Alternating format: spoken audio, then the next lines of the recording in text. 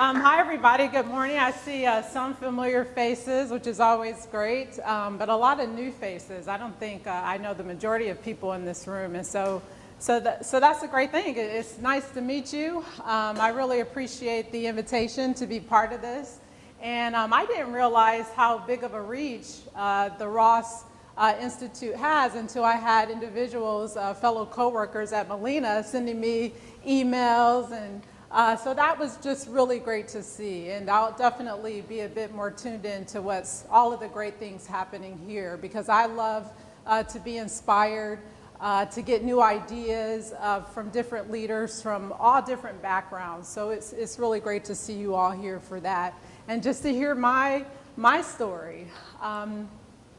Just a little bit about me to get started. As she mentioned, I'm Director of Community Engagement for Molina Healthcare. We're a health insurance company.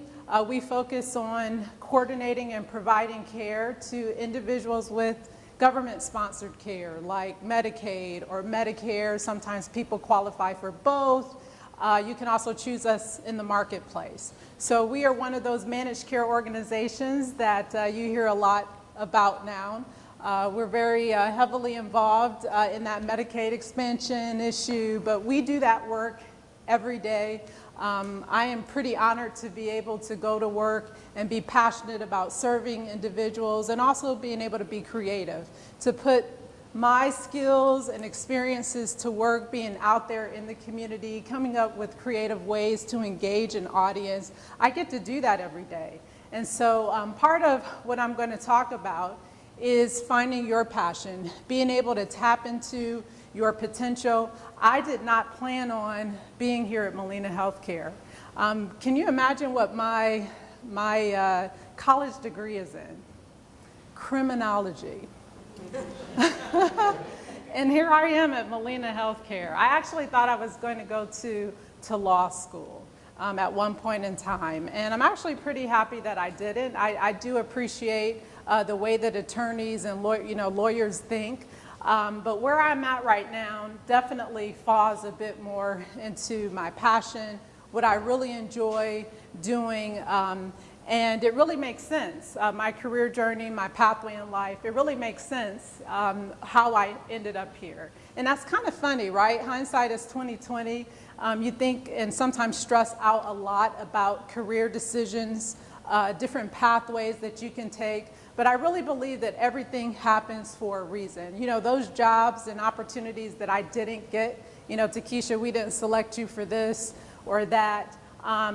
And at about a month later, I typically look back and say, thank goodness I didn't get that job. Or now I wonder, I don't wonder why I didn't get that opportunity, because this is a much better place for me.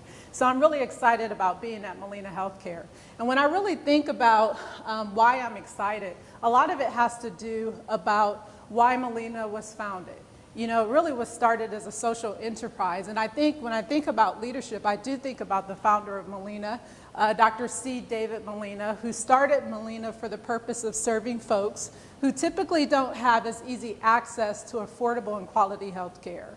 So he was an ER doctor, right, over 35 years ago, and he saw just way too many people, like now, going through the ER who really needed their own and deserved their own primary care physician. So he said that I'm going to start a family of clinics to serve this population, and that's what he did. So he had this vision. He rallied his family. A lot of his family worked in those early day clinics, and eventually, fast forward 35 years, has developed Molina into a Fortune 500 company that was started for the purpose of serving the underserved. So that is a great leadership story in and of itself, and I'm inspired by it every day. So a little bit more about my thoughts about leadership. I came across this quote the other day that I thought pretty much captures the way that I look at it now. Over the years, just like I'm sure with you, your concepts, your thoughts about what leadership is kind of evolves over time. As you get more experience, as you just learn more about what leadership is and what it isn't. And so this captures a little bit more about what it means to me now. And that leadership is about making others better as a result of your presence and making sure that impact lasts in your absence. And I'll talk a little bit why that definition really resonates with me, especially having gone through being an entrepreneur and business owner. I learned a lot about why this particular definition is, I think, pretty no-on. So my journey, I am the eldest of 7 kids, right? And they don't make families like that anymore. So there's 4 girls and there's 3 boys. My parents were actually trying to have a boy. So they kept trying and trying and trying and trying, and then lo and behold, they had a boy. And so, unfortunately, my brothers find it pretty difficult even today because you have these 4 sometimes bossy older sisters, right? And I'm number 1. I like to think that I can admit that I'm a little bossy sometimes, but I have a middle sister who's shorter than everybody. She has a Napoleon complex, and she's bossy and mean. So I like to at least, I can be we can all be a little bossy sometimes, right? Especially if you like to take charge, but at least I'm not mean-spirited. I'm pretty nice, but that, when I think about my leadership journey and the way that I do things, being the eldest of 7 kids, when essentially you saw your mom pregnant all the time, right? And when we had a process, when she was about to go to the hospital, I got my orientation again about what had to be done. You make sure you get up at this time, TaKeysha, make sure you get everybody up, make sure you do their hair, make sure you do this, and that. So that really impacted me, being able to jump into that role, serving as a leader pretty early on to try to rally my siblings. The other thing that stuck with me as I grew up was my parents. My mother was a stay-at-home mom for a pretty good period of time. And she made it a point to get us out in the community to volunteer. I actually remember her piling us all in a car, taking us up the street to a church where some of us were being tutored, some of my siblings, and then the rest of us were doing the tutoring.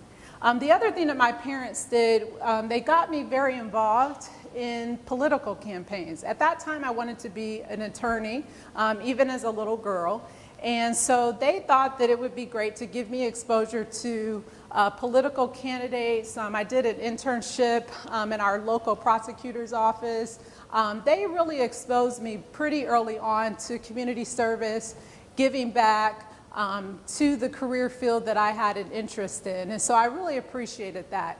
Fast forward to today, Molina's founding story, commitment to community, serving others, is kind of no wonder, right? Because I kind of have roots from, thank goodness, from my parents in community service. So it all kind of comes full circles. The other thing that my parents pressed upon me was the importance of being around good mentors. I didn't really understand it at the time, but they introduced, for example, they introduced me to a local judge. I'm from Akron, Ohio, and they introduced me to a local judge, the first African-American female judge elected in Summit County. Her name is Carla Moore.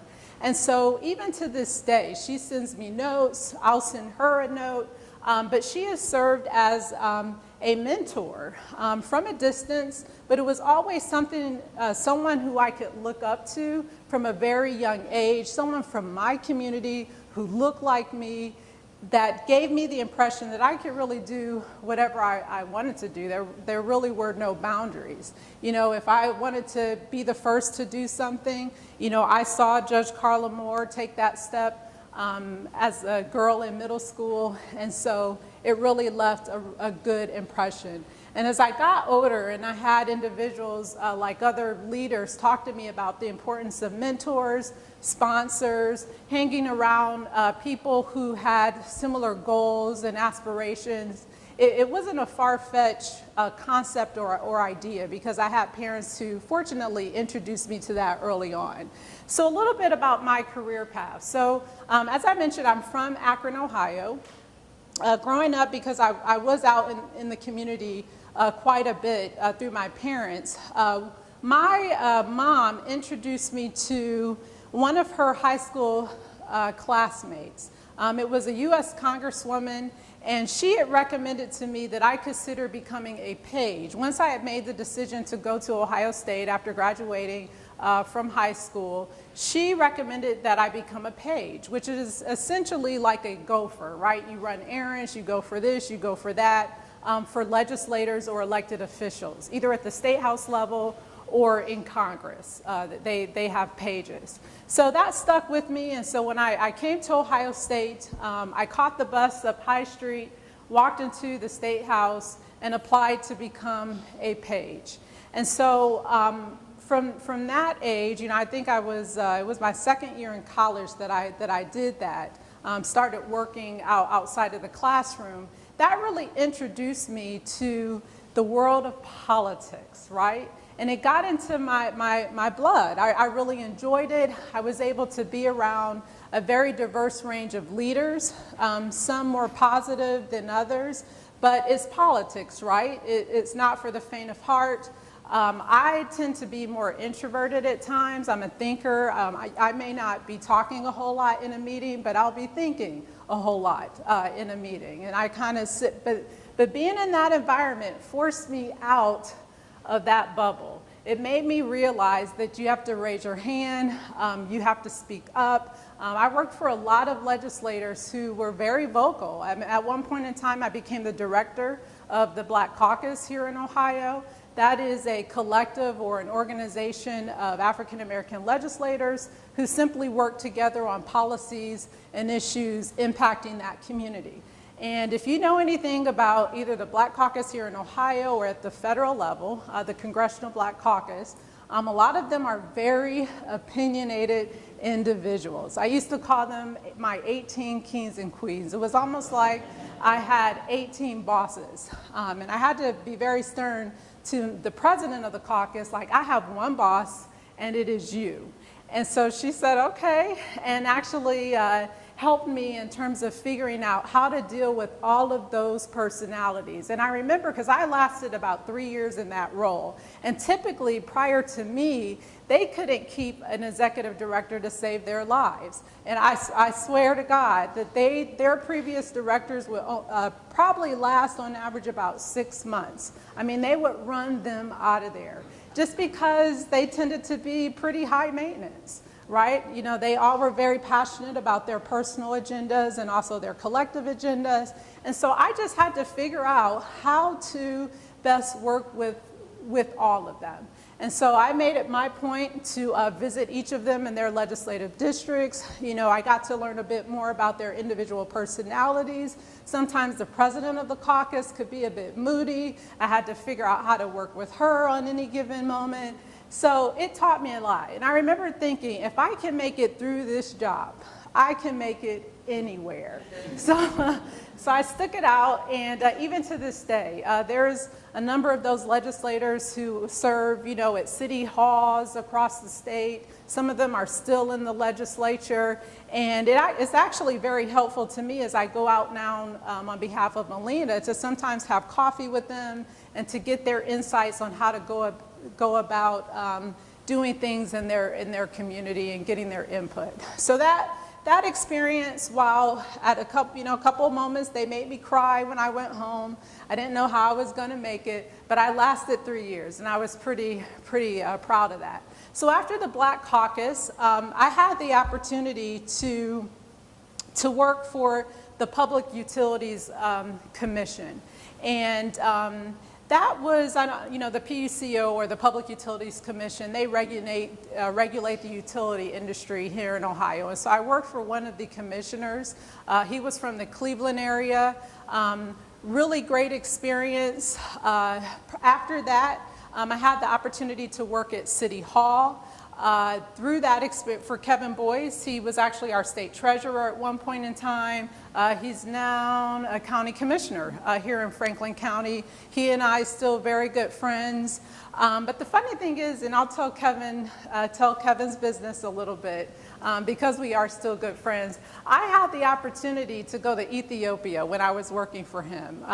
Through volunteerism that I continued to do throughout my career, I was on the board of the League of Women Voters.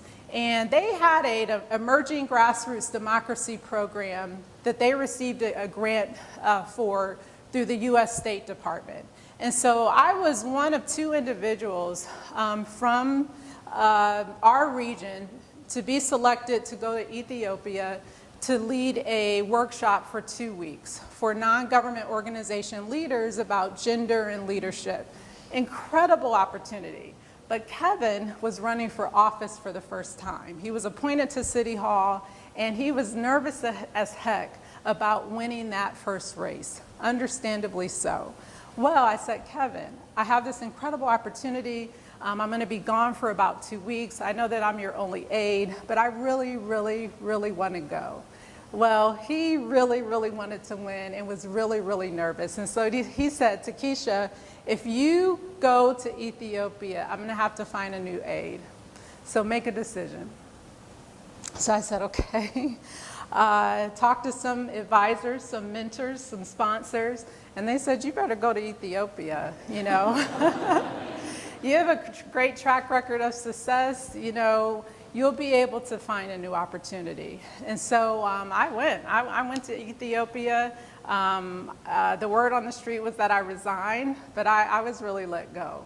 And that was really scary. That was a risk. I didn't have a job when I got on that plane to go to Ethiopia, but what an incredible experience. I didn't have to pay to go. I was able to develop a workshop. I had never been to Ethiopia before, so I took a calculated risk. And lo and behold, when I came back, I did some networking, you know, told people the situation. Actually, it was someone at the State House that I had worked with prior to that who said, TaKeysha, there is an opening at AEP.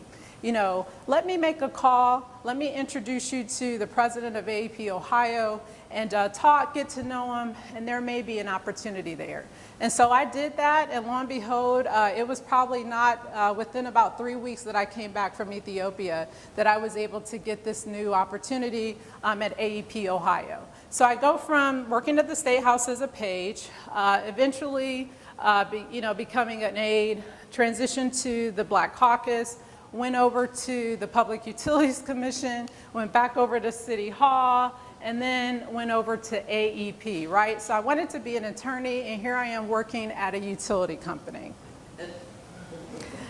So at AEP, I worked in community affairs. So I supported community engagement managers across the state, gave me experience in the realm of community affairs. I eventually started working in their government affairs division, and had an incredible experience. Had no interest in working in the utility industry long term, at least I didn't think so initially, but I really did grow to appreciate that experience. My last position there was in sustainability. I was able to essentially help AEP to do more and to report on the work that it was doing in the community, the positive work that it was doing to impact the environment, but also the economy. So again, additional exposure to community affairs, public affairs. We had to put together their annual sustainability report. So we had to do more around writing, communications, and then promoting that report once it was completed.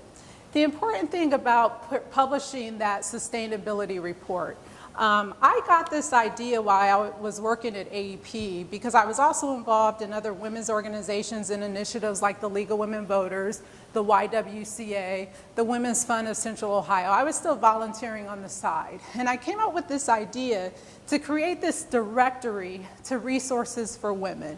And I actually thought that I would do it on the side. I would create this publication. I had been working on that sustainability report at AEP where we had to write it. We had to essentially publish it for AEP. It had to be pretty perfect. And so, because it's a corporate document, a corporate communication, I learned about publishing in that role, ironically. And so I took those skills, the passion that I have for women and leadership, communications, commitment to community, and I pieced that together into this concept for the women's book. I thought, okay, let me take all of these skills, experiences, and passion, and let me talk to some other people about the idea.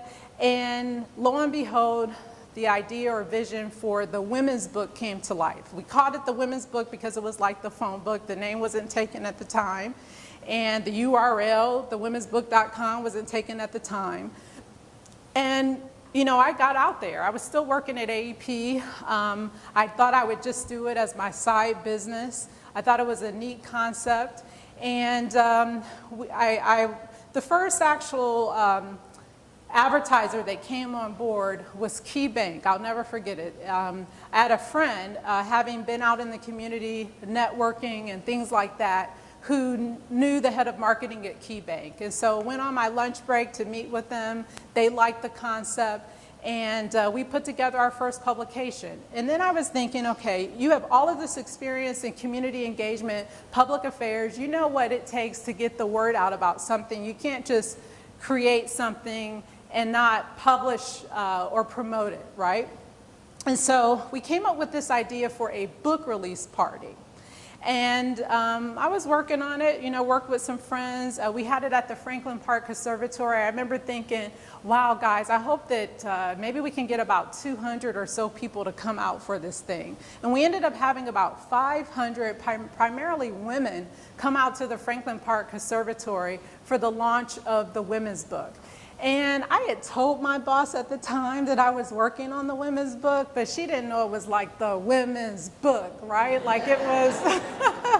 And so, you know, the night of that event, there's all these people. We had the first female Speaker of the House, Joanne Davison, was there. We had Joyce Beatty, who's now in Congress. She was there. They wrote the opening and the closing. They did remarks at the event. We had a band. It was over the top and extra, like I typically am with those things.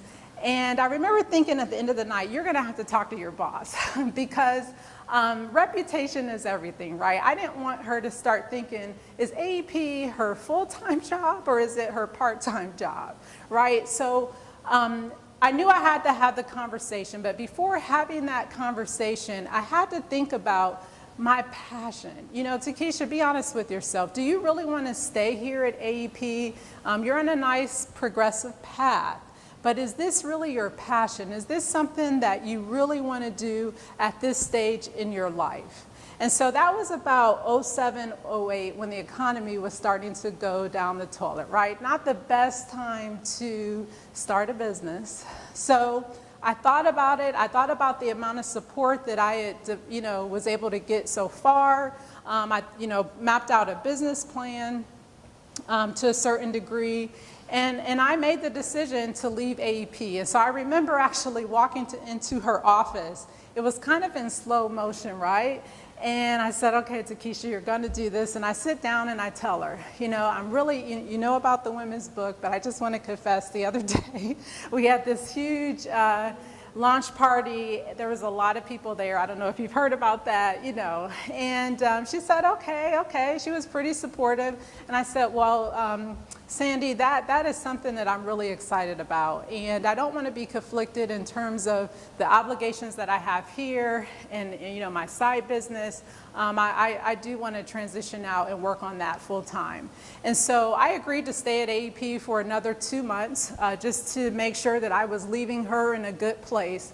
But I made plans to grow the women's book at that time. Originally, I thought I was just going to do it on the side. There would just be the Women's Book of Columbus, and that was it. But after I decided to leave, I knew it had to be more strategic, and it had to be bigger than just, I had to have a bigger vision than just Columbus. And so towards the end of that year, I left AEP to work on that full time. Developed a team of advisors, and we just blew it up. We went at it. I had taken that calculated risk, and it had to work. And so we eventually, my team of contractors, my sisters and brothers, my mom and me, we eventually grew the women's book into versions that were adopted in Cleveland, Cincinnati, eventually San Francisco. We did that in partnership with Cardinal Health. It just became pretty big pretty quickly. And I credit a lot of that to my career path, the upbringing that I had. surrounding myself with good advisors who said, TaKeysha, you know, think about doing this, think about doing that, making sure to do a good job in the previous positions that I had, even at OLBC or the Black Caucus, because I kind of knew how to make it through tough times. I knew how to have thick skin. I knew how to network. You know, in politics, you have to network, right? You have to get into a community, figure out who the leaders are, who the influencers are. All of that experience helped me to become a better entrepreneur.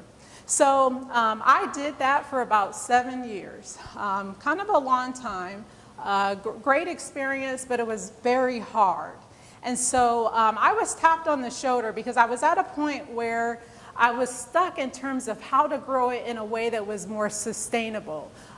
It was at a time too where social media, Facebook, Twitter, Instagram, the world of media and publishing was changing.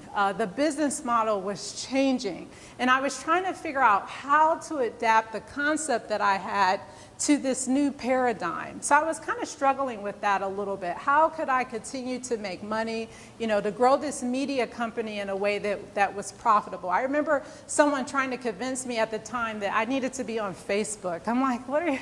I don't need to, you know, we have these events, like I don't need to post and promote anything on Facebook. Like, what are you talking about, right? And now it's a very critical communication and marketing tool for businesses. So we eventually adapted, but that just gives you some insight into what I was trying to do with this business that I had developed. It was pretty challenging to figure it out during that time period. So nevertheless, I get a call out of the blue from a guy named Fred, who had started a company called Smart Business. He had been in the world of media for well over 20 years, had learned a lot. He had started it up in Cleveland. I don't know if you know about Cleveland, but it's its own different kind of world, right? He was a little abrasive when he approached me. I was just kind of off-put by him, but I was intrigued by the fact that he had an interest in buying the women's book. I mean, I just was like, wow, you know, this is intriguing. It's great timing. I'm trying to figure out how to grow it. Smart Business is a media company that puts out magazines. They have events, other media outlets and things like that, like online marketing and engagement. But it's focused on senior business leaders. And so I was concerned about them only focusing on senior women business leaders, whereas I had built this publication that catered to all kind of female leaders and aspiring leaders. So I was a little like, I don't know about, you know, what you're talking about. I'm big into diversity. I don't see a lot of diversity in your publications. I don't know about that. But what he did see was that I was not running my business the right way. I had too much overhead. You know, I was having these dinner events. He said, TaKeysha, it needs to be a breakfast event, you know. So I was a little, you know, a little closed. But as I was talking to him and thinking about all of those abrasive legislators who I had worked for, you know, be calm, listen, ask good questions, you know, pull from that experience. And actually what he said made a lot of sense. And actually the first time around, I didn't agree to sell the company to him because I had taken my husband at the time up to their offices in Cleveland, and I shouldn't tell this, but he didn't think I really owned 100% of the company. He actually asked my husband, and I'm telling all of Fred's business, but oh well, he asked my husband to take a tour of the building.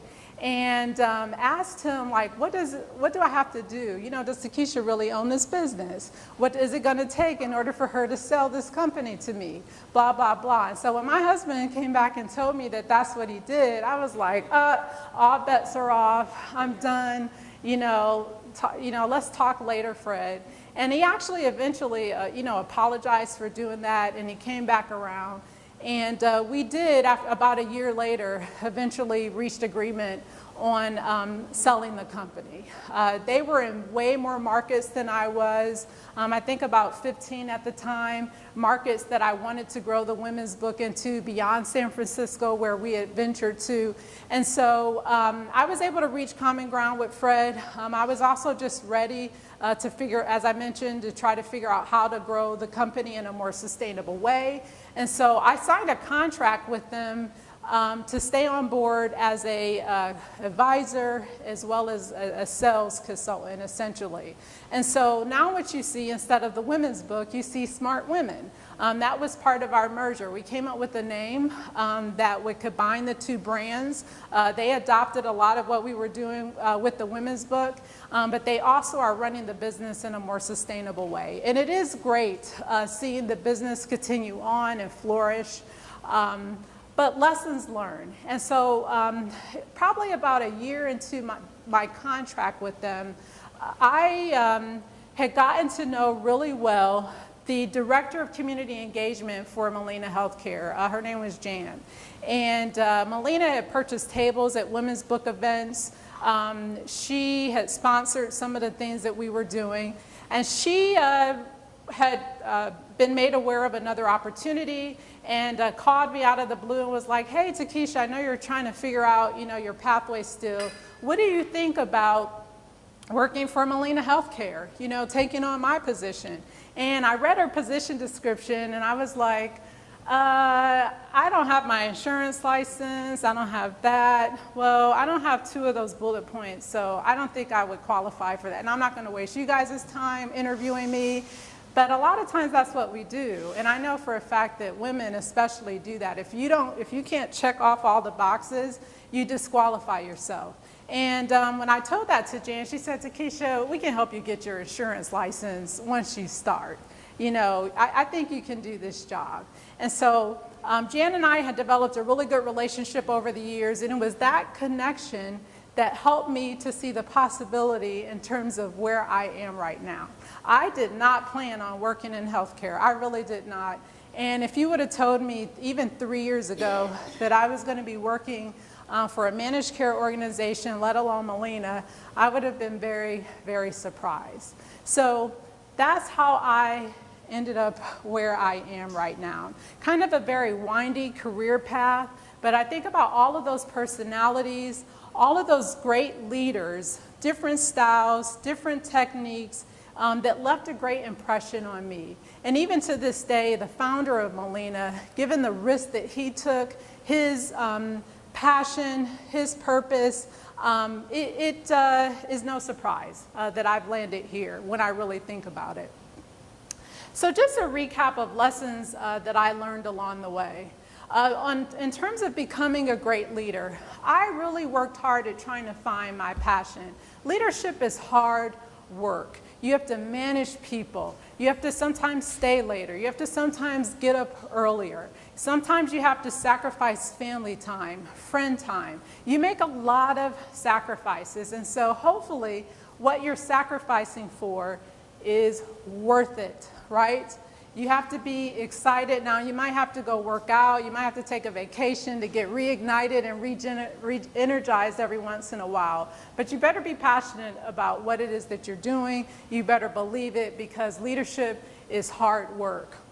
Learn the basics. As I told you, I got a degree in criminology. It wasn't in communications. It wasn't in marketing.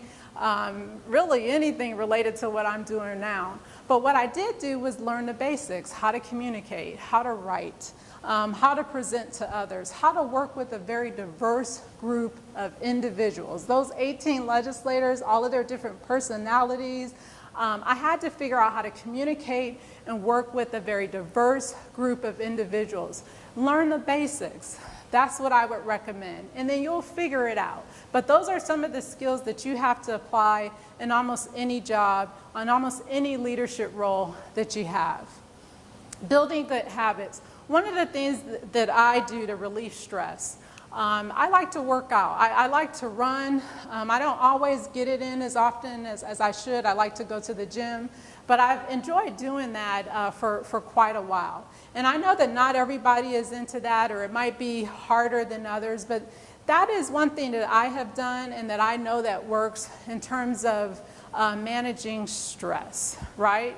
And if you're in a position where you have to sit at your desk a lot, you can gain belly weight and weight like really quickly. I remember when I had my company, I had gained probably close to 20 pounds just from all of the sitting and not being as consistent with some of the habits that I enjoyed. And so I do make a habit now to keep up with going to the gym, trying to drink water, which is hard, you know. But some of those habits that allows you to relieve stress, that kind of keeps you in that place of wellness where you know is good for you mentally as well as physically. Finding mentors and sponsors, really important. You've probably heard this before. Those are individuals that are going to give you advice. Hopefully individuals that'll tell it like it is, you know, respectfully, but won't allow you to make decisions without really being sometimes a devil's advocate, but really asking you the tough questions. Sponsors, you've probably heard of that term. Those are advocates, essentially individuals that will stand up for you, bring your name up, be your cheerleader when you are not in the room.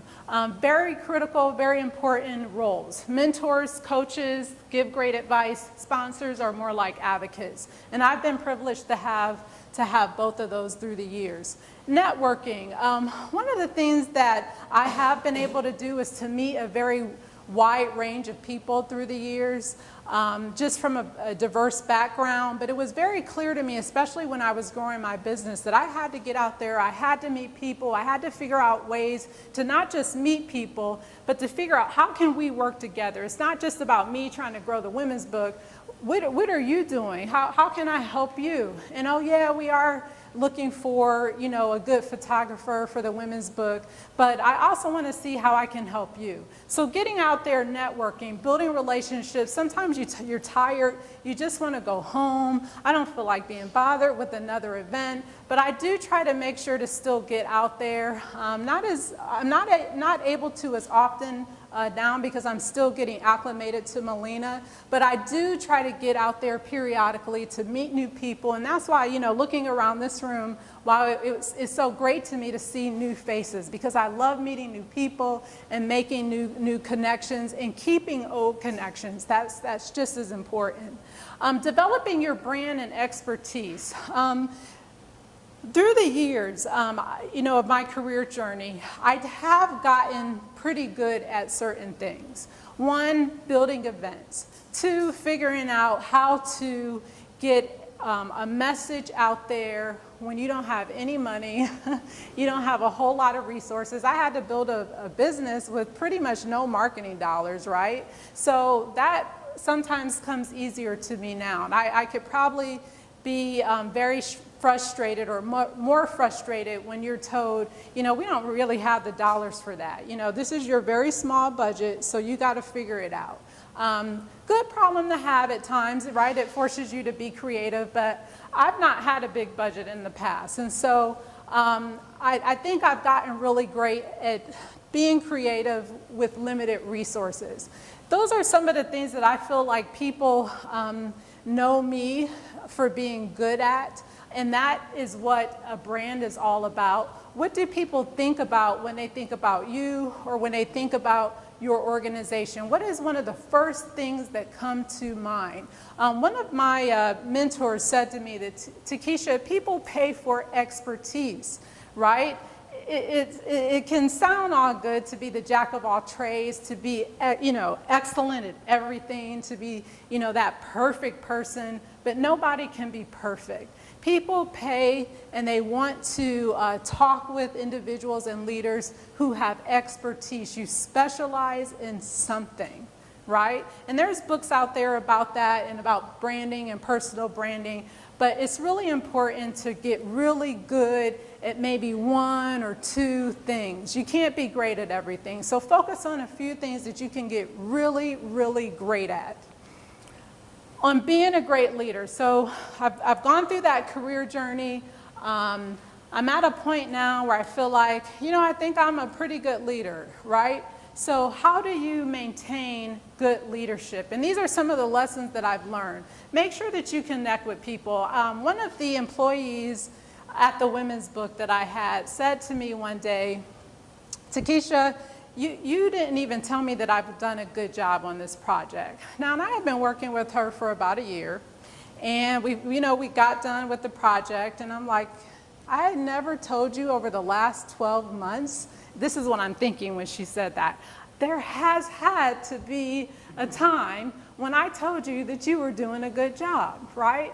But she needed more, like, this is fantastic, oh my God, look at, oh my good. She needed a bit more of that, right? That was, she was telling me that is how I needed to connect better with her.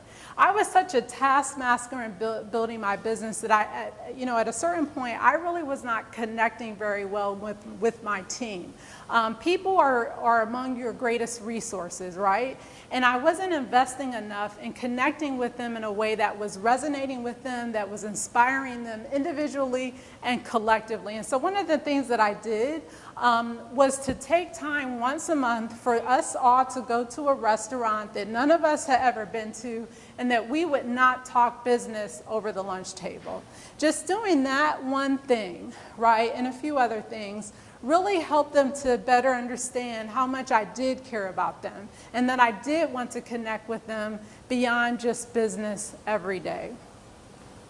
Communicating and inspiring people. So, especially in starting a business, right, where you have this vision, you've been thinking about it for a long time, you've got to be able to communicate that vision in a way that is simple, easy to understand and grasp, in a way that helps people to understand how it applies to them. So I had to learn pretty quickly, especially in launching a business, how important it was, or how critical it was, to be able to communicate your vision effectively. And it's through that communication that you are able to inspire people more effectively. Executing. There is a book called, I think, The Art of Execution. As a leader, and I'm guilty of this, I have a lot of great ideas, right? Especially as an entrepreneur. I have a lot of great ideas. I'm very creative. But it's not enough to have good ideas. You've got to be able to execute. And a lot of organizations fall short when it comes to achieving their goals because they didn't take the time to plan everything out. I was guilty of that with my business, right? I got to that point where I was stuck because I really had not taken as much time to really think about the plan and long-term execution of this media company in an environment where the face of media was changing. So execution, setting up systems. That earlier definition that I put up about being able to inspire people and to get them to act when you are not in the room, when you are not in the building, when you are on vacation, does things keep rolling or does it stop, right? What do they say? When the dog's away, the cats will play, or something like that, right? It's nothing worse to get back and it's like, what were y'all doing? Oh, I didn't understand how to do that. You didn't really explain that to me. I really didn't know why, right? So taking time to train, to explain, to set up systems so that things could keep rolling, so that your legacy, your vision continues on when you're not there, to me is one good sign of great leadership. And then taking risk. I've taken some risks. I've been fortunate to be able to make certain decisions. Going to Ethiopia when I knew that I was essentially being fired if I decided to go was a big doggone risk. I was young, I didn't have any money. I didn't know how I was going to pay my rent for too much longer, but it was a calculated risk, and so I made it. Leaving my job at AEP, another calculated risk, right? Critical to being a great leader. Sometimes I've had to apologize. You know, you shouldn't necessarily be doing something, so you kind of have to apologize later just to demonstrate the fact that you know this is going to work. So let me kind of tiptoe over here. That's a calculated risk, and I've done that a few times as well. But taking risks is important, right? People are inspired by the risk takers, by the innovators. You've heard all of that before. And so being a good leader, I think definitely requires that. I think you can get better at taking risks. In terms of researching, not just jumping off that cliff because you think it's a good idea, but really doing your homework. Is it going to cost 25 cents, TaKeysha, or is it going to cost 30 cents, right? That 5 cents probably really matters. So do your homework before you jump off that cliff, right? Or have to apologize for something that really didn't work and they told you not to do it and you did it anyway, and now here we are, right? So taking risks, very important, but they need to be calculated risks. So those are some of the things that I've learned in my career journey. Again, never imagined working in healthcare, but again, my career path, my life journey, it makes sense, and it continues on. You know, I enjoy being at Molina, but you know, honestly, I'm going to continue following my passion. And if that leads me in a different direction in the future, then so be it. I think I've had a lot of great experiences having to make decisions like that. But I'm excited about where I'm at right now. I know in those moments where I, you know, went home crying, you know, I was kicking myself, or I didn't get that job, or didn't get that sales account for the women's book, it all makes sense now. Right? And all of it is contributed to my leadership experience and my leadership journey. So hopefully I've said something today that has inspired you. You probably have heard a lot of these concepts, but these are the ones that have been most impactful and beneficial to me. So any questions at this point? Yeah.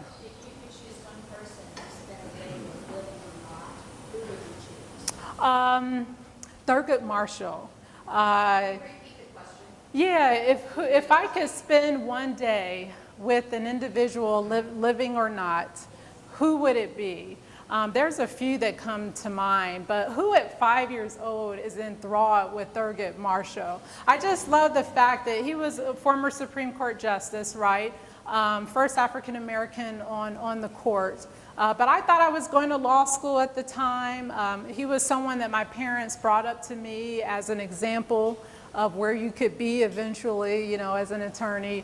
But I still to this day think about everything that he had to go through to land there in one of the highest positions in this country. I'm still pretty much in awe. And there's a few others, Shirley Chisholm. I'm still very inspired by a lot of political leaders who have taken risks. Obama, you know, President Obama. I think presidents in general are very intriguing because if you think about everything that's going on that we don't know about, right? We watch CNN, we see reenactments like House of Cards. I don't know who else. I love House of Cards. But it gives you a glimpse into the back-end dealings of that world. And so I think about U.S. presidents and what they must go through each and every day to eventually get to the point where they're all gray and wrinkles. They have to go through a lot. And regardless of who it is, I really appreciate the sacrifice that they make on our behalf. So a lot of political leaders, I think about them. If I could just spend 24 hours and really be part of those conversations, the real deals, that would be pretty awesome. Yeah. Oldest, mean middle sister, so. Right. Inspiring people and reaching out to a big community. How do you deal with the ignorant, old, white man kind of a thing that's very different from your background, still leave the inspiration when you know you may not be clicking? How do you handle the diversity that you have?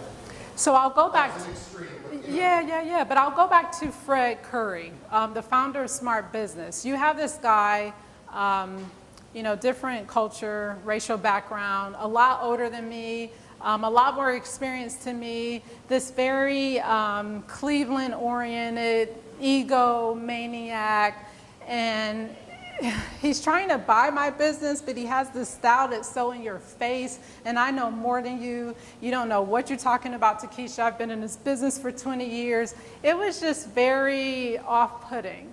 But that experience with the Black Caucus, right, really helped me in being in politics, because there aren't very many minorities in elected office still. I had to be around a lot of folks like that. So I had to just gather myself and learn to do a couple things. Listen, find opportunities to pull things that were in fact accurate and made a lot of sense, but to figure out how to communicate with him through data and numbers. Money resonated with him, and so if I had to figure out how to show him what I was saying, what I thought would still work with the women's book, eventually Smart Women, because it made financial sense. So I had to figure out how to communicate with him in a way that resonated with him. I had to ask him about his kids. I had to ask him about his wife. I had to figure out how to connect with him on a personal level, to break down all of that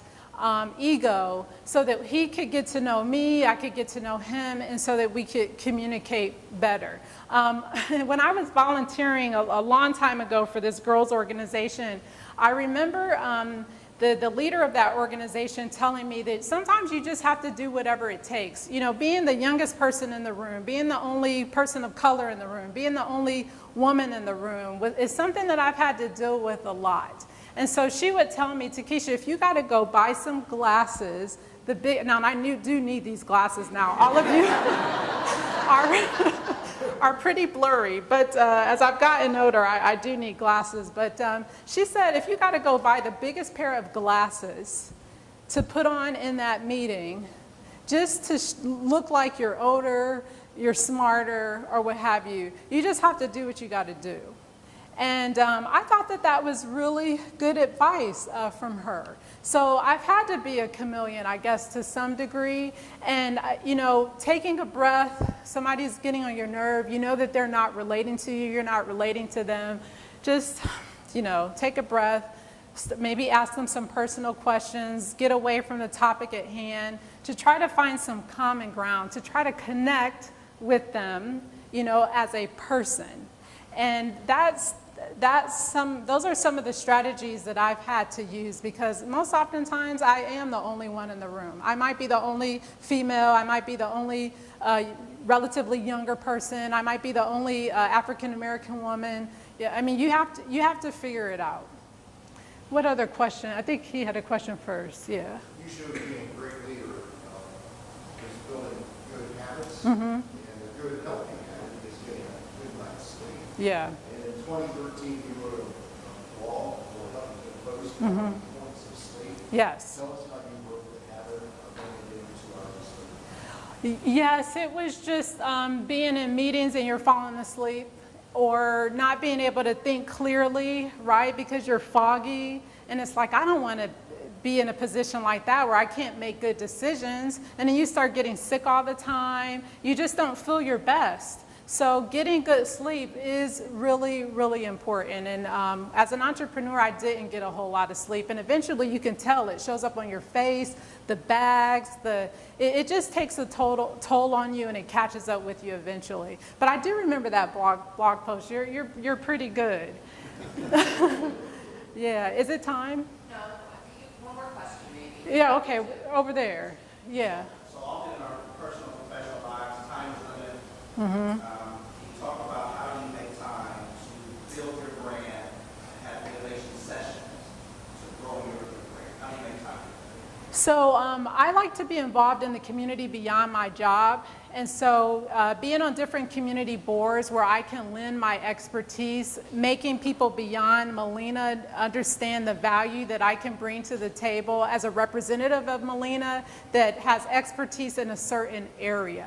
And so if I join a board or community committee, I really make sure that it has to do with public affairs, communications, business development, something like that. I just really try to consistently focus on a few things. And in those experiences, when I'm outside of Molina, I have access oftentimes to people who have way more experience than I do. They have a whole different circle of contacts. I'm able to learn a lot more from them as it relates to things that I want to be really good at or how I want to grow my brand. So getting outside of your circle, connecting with people who also have areas of expertise as you do, to consistently try to learn from them and to build on your experiences in the areas that you want to be really good at and that you want people to know you for. But thank you very much. I really have enjoyed talking with you.